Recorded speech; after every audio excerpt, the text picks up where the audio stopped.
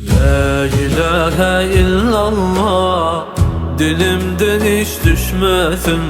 Muhammed sallallahu aleyhi ve sellem, sünnetin yolun bulsun.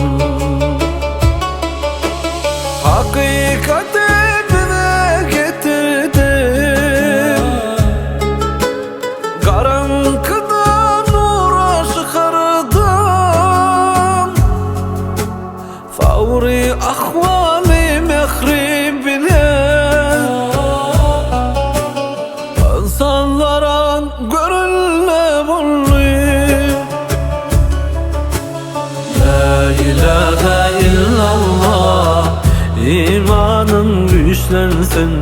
Allah'ın razılığı için her günüm ibadette geçsin. Allah'ım, Allah'ım